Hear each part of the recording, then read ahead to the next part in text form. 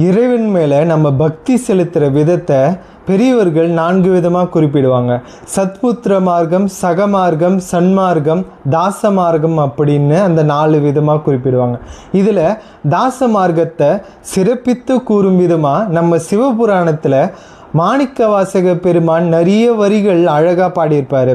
அதில் ஒரு வரி தான், ஞாயிற்கிடையாய் கிடந்த அடியனுக்கு தாயிற் சிறந்த தயாவான தத்துவனே அப்படின்னு அழகாக பாடியிருப்பார்.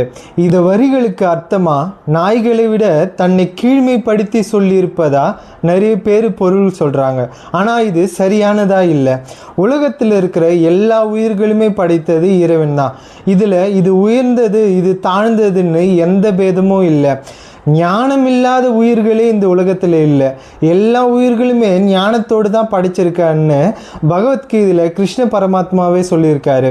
இப்படி இருக்கும்போது நம்ம மாணிக்கவாசக பெருமான் எப்படி நாய்களை கீழ்மைக்கு எடுத்துக்காட்டாக வச்சு பாடியிருப்பார்? கொஞ்சம் யோசிச்சு பாருங்க.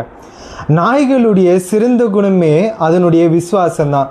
தனக்கு ஒரு வேளை உணவு யாராவது கொடுத்தாலும் அவங்களே சுற்றி வரும். காரணம், அவங்க மேலே தன்னுடைய ஒரு வேளை பசி ஆற்றினாங்கன்னு விசுவாசம் காட்டுறதுனால. தன்னுடைய ஒரு வேளை பசி ஆற்றினவங்களுக்கு நாய்கள் எந்த அளவுக்கு விசுவாசமாக இருக்குது. ஆனால் நம்ம ஜென்மமாக நம்மளை படைத்து நம்மளுக்கு படி அளக்கிற இறைவனுக்கு நம்ம எந்த அளவுக்கு விசுவாசமாக இருக்கணும்? இந்த விசுவாசத்தை குறிப்பிடும் விதமாக தான் மாணிக்கவாசகர் பெருமான் தன்னை நாய்களுக்கு ஒப்பானதாக குறிப்பிட்டு, ஞாயிற்கிடையாய் கிடந்த அடியனுக்கு தாயிற் சிறந்த தயாவான தத்துவனே அப்படின்னு பாடியிருக்காரு. இறைவன் உயிர்களிடம் எந்த பிரிவினையும் பார்க்கறதில்ல.